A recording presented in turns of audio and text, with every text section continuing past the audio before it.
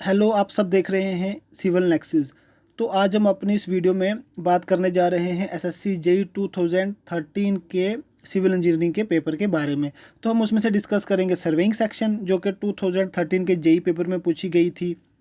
तो जो सबसे पहला क्वेश्चन पूछा गया था वो था कि ranging is defined as, option A is measuring the distance from starting point, option B is establishing intermediate points on a chain line, option C is the distance between end points and the option D is a point on a chain line।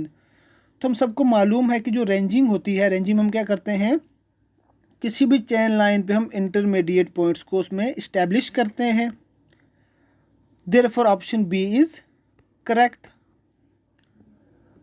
और जो next question surveying section में पूछा गया था वो था compute the angle between the lines A B and A C if the respective bearings are 52 degree 30 minute and 328 degree 45 minute.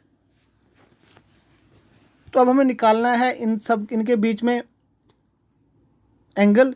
तो included angle का फार्मूला क्या होता है वो हमें पता है, alpha is equal to back bearing of previous line minus 4 bearing of next line.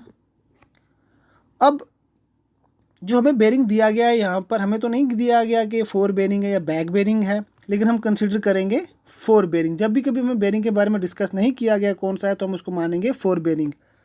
अब जो प्रीवियस लाइन है ए बी, जो इसका 4 बेरिंग है वो 52 डिग्री 30 मिनट है, लेकिन फार्मूले के अकॉर्डिंग हमें क्या चाहिए, back bearing of previous line. तो back bearing of previous line, जब हमारे पास जो एंगल बेरिंग है वो 180 डिग्री से कम होगा, तो बैक बेरिंग में हम 180 डिग्री ऐड कर देंगे। 52 degree 30 minute minus 4 bearing of next line. जो नेक्स्ट लाइन ए सी है उसका 4 बेरिंग क्या है, 328 डिग्री 45 मिनट। और अगर इन दोनों को ऐड करेंगे जब हम, तो आ जाएगा 232 degree 30 minute minus 328 degree 45 minute. और जब हम इसको माइनस करेंगे तो हमारे पास इंक्लूडेड एंगल आएगा -96 डिग्री 15 मिनट। अब जो इंक्लूडेड एंगल आया हमारा फार्मूले के अकॉर्डिंग वो नेगेटिव आया, तो इसमें हम ऐड कर देंगे 180 डिग्री। तो जब 180 डिग्री ऐड करेंगे तो इंक्लूडेड एंगल आएगा हमारे पास 83 degree 45 minute. Therefore option D is correct. और जो नेक्स्ट क्वेश्चन पूछा गया था, the whole circle bearing of a line is 287 degree 15 minute. अब हमें होल सर्कल बेरिंग दिया गया है, अब हमें निकालना है the reduced bearing of the line. अब होल सर्कल बेरिंग में हम इसको देख लेते हैं, ये कौन से क्वाड्रेंट में आएगा, नॉर्थ, साउथ, ईस्ट और वेस्ट। यहाँ पर 0 डिग्री, यहाँ पर 90 डिग्री, यहाँ पर 180 डिग्री, यहाँ पर 270 और फिर यहाँ पर दोबारा से 360 डिग्री क्लॉकवाइज। अब जो ये था होल सर्कल बेरिंग वो था 287 डिग्री 15 मिनट, तो ये आ रहा है हमारे पास इस क्वाड्रेंट में। ये हमारे पास एंगल है जो दिया गया है, लेकिन हमें क्या निकालना है, रिड्यूस्ड बेरिंग। तो रिड्यूस्ड बेरिंग में हम इसको माइनस कर देंगे 360 से। तो जब हम 360 डिग्री में से माइनस करेंगे 287 डिग्री 15 मिनट, तो वो आ जाएगा 72 डिग्री 45 मिनट। अब 72 डिग्री 45 मिनट आ रहा है यहाँ पर, तो यहाँ पर क्या क्वाड्रेंट आएगा, नॉर्थ और वेस्ट।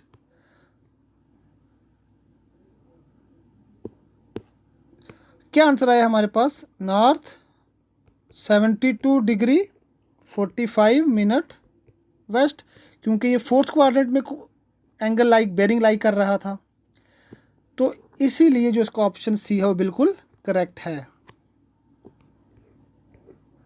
और जो नेक्स्ट क्वेश्चन पूछा गया था वो था a line joining some fixed points on the main survey lines is called. Option A is check line, option B is tie line, option C is chain line and the option D is base line. अब check line जो होती है वो accuracy के लिए हम draw करते हैं, बेस लाइन जो होती है वो सबसे लॉन्गेस्ट लाइन होती है सर्वे लाइन की। तो जो हम मेन सर्वे लाइन्स पे जो हम लाइन को ज्वाइन करवाते हैं वो होती है tie line. Therefore option B is correct. तो टाई लाइन से ही हम एडिशनल डिटेल्स भी प्रोवाइड करते हैं। Therefore option B is correct. और जो नेक्स्ट क्वेश्चन था सर्वेइंग सेक्शन में पूछा गया हुआ वो था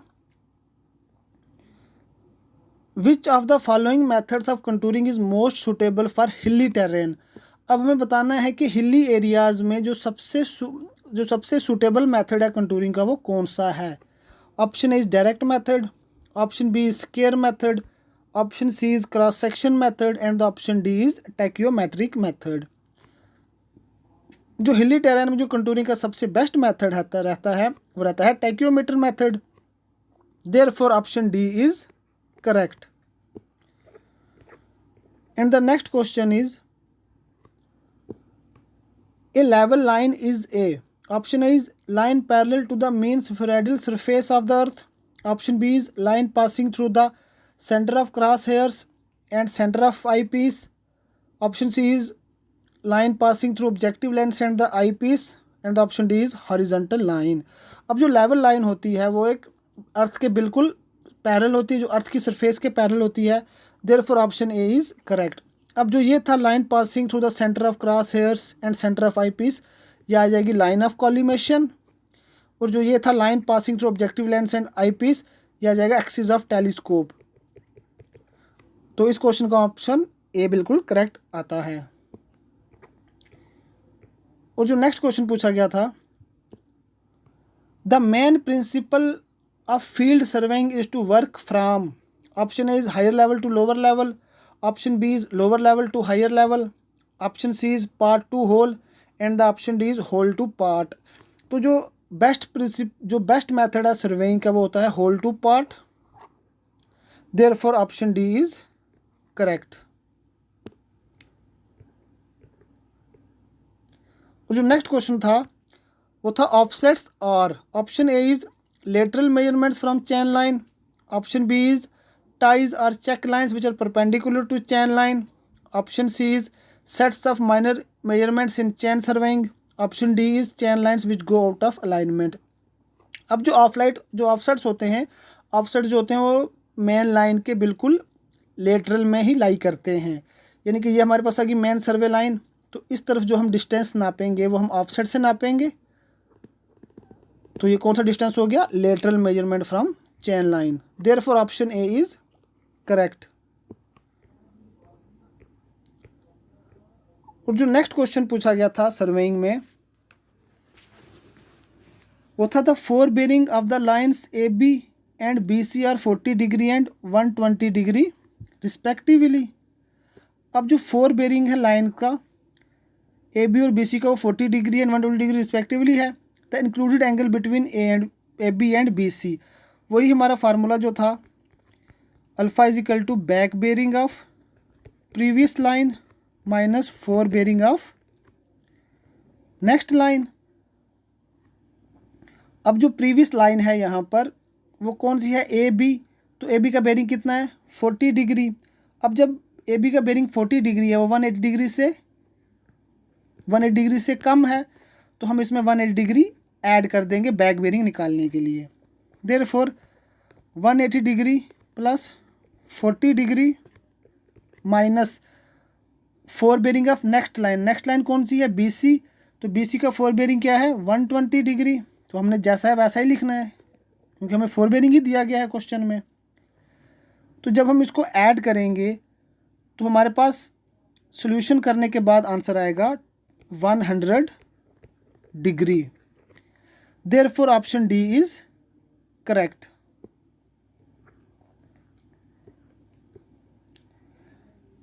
और जो नेक्स्ट क्वेश्चन पूछा गया था सर्वेइंग सेक्शन में वो था, if the sum of northings of traverse exceeds the sum of southings by 1 metre and the sum of eastings exceeds the sum of westings by 1 metre, the resultant closing error and its true bearing are respectively.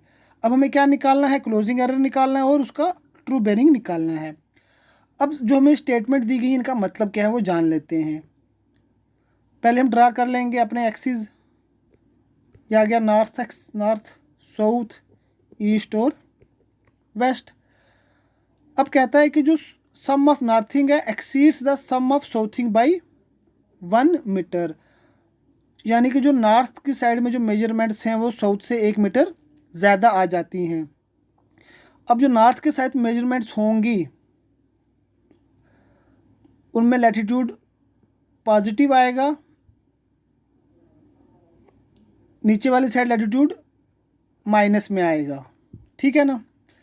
तो अभी हम देख लेते हैं। तो इस question के according हमारे पास जो लैटिट्यूड का सम आएगा वो आएगा +1 मीटर, क्योंकि जो सम ऑफ नॉर्थिंग है वो ज़्यादा है साउथिंग से 1 मीटर और नॉर्थ वाली साइड लैटिट्यूड पॉजिटिव होता है, तो इसलिए हमने लिख दिया summation latitude is equal to 1 metre. और अब हम देखते हैं जो समेशन ऑफ डिपार्चर किसके बराबर आ रहा है। और इन्होंने बोला हुआ क्वेश्चन में sum of eastings exceeds the sum of westing by 1 metre, यानी कि ईस्ट साइड में जो 1 मीटर ज़्यादा है। अब ईस्ट साइड में जो डिपार्चर होता है वो पॉजिटिव लिखते हैं हम, therefore summation of departure is equal to +1 metre. अब हमें निकालना है क्लोजिंग एरर क्वेश्चन के अकॉर्डिंग। तो क्लोजिंग एरर का फार्मूला क्या है, closing error is equal to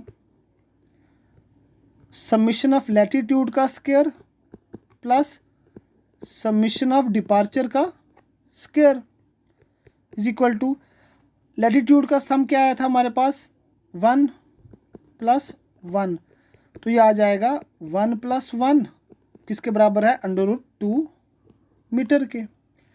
तो अब हम जब क्वेश्चन में देखेंगे जो क्लोजिंग एरर √2 मीटर कौन से ऑप्शन में दिया गया है, फर्स्ट ऑप्शन में।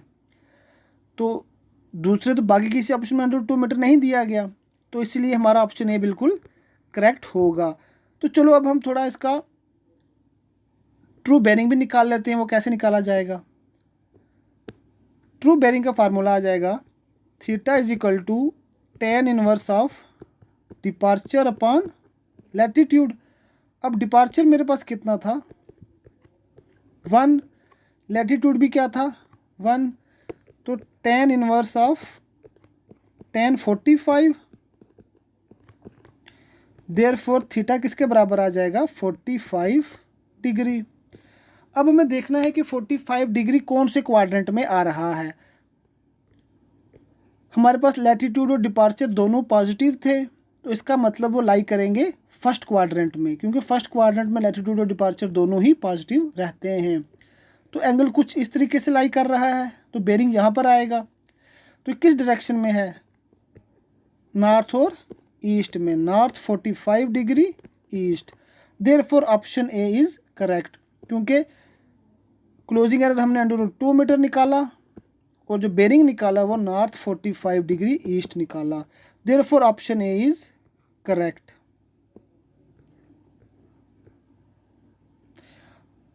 अब जो अगला क्वेश्चन पूछा गया था सर्वेइंग सेक्शन में, if in a close traverse the sum of the north latitudes is more than the sum of south latitudes. अभी हम ड्रा कर लेते हैं नॉर्थ, साउथ, ईस्ट और वेस्ट। जो सम ऑफ नॉर्थ लैटिट्यूड है is more than sum of south latitude, इसका मतलब है कि लैटिट्यूड जो है वो नॉर्थ वाली साइड लाई कर रहा है, या तो फर्स्ट क्वाड्रेंट में या तो थर्ड क्वाड्रेंट में। And also the sum of west departures is more than the sum of east departures, और जो वेस्ट डिपार्चर का सम है वो ईस्ट डिपार्चर से ज़्यादा है। तो वेस्ट डिपार्चर कौन कौन से क्वाड्रेंट में आएगा, थर्ड और फोर्थ में, या तो डिपार्चर यहाँ पे लाई कर रहा है या फिर यहाँ पर। The bearing of the closing line. अब हमें क्लोजिंग लाइन के बारे में बताना है। अब हम इस क्वेश्चन के अकॉर्डिंग अगर देखें तो फोर्थ क्वाड्रेंट ऐसा बन रहा है जहाँ पर लैटिट्यूड पॉजिटिव आ रहा है और डिपार्चर नेगेटिव आ रहा है। तो अब फोर्थ क्वाड्रेंट में हमारा बेरिंग लाई करेगा। जो हम फोर्थ क्वाड्रेंट में बेरिंग लेते हैं with respect to north south, वो लेते हैं इस तरीके से, यानी कि नॉर्थ और वेस्ट क्वाड्रेंट में हमारा बेरिंग लाई करेगा। Therefore option C is correct. And the next question is the angle between true meridian and the magnetic meridian. अब ये हमारे पास आ गया ट्रू मेरिडियन और जो मैग्नेटिक मेरिडियन जो ड्रा करते हैं हम। अब हमने बताना है कि ट्रू मेरिडियन और मैग्नेटिक मेरिडियन के बीच में जो एंगल होता है उसे क्या कहते हैं। तो इसे कहते हैं declination, magnetic declination. Therefore option B is correct. तो दोस्तों ये थे एसएससी जेईई 2013 के सर्वेइंग सेक्शन के क्वेश्चंस जो पेपर में पूछे गए थे। तो मैं उम्मीद करता हूँ आपको वीडियो अच्छे से समझ आई होगी और आप हमें कमेंट करके ये बताएं कि आपको इन क्वेश्चंस में से कितने क्वेश्चंस के आंसर्स पहले से ही पता थे। और हमारी वीडियो को लाइक कर दें और इसी तरह की सिविल इंजीनियरिंग के रिलेटेड वीडियोज़ को देखने के लिए हमारे यूट्यूब चैनल को सब्सक्राइब कर दें।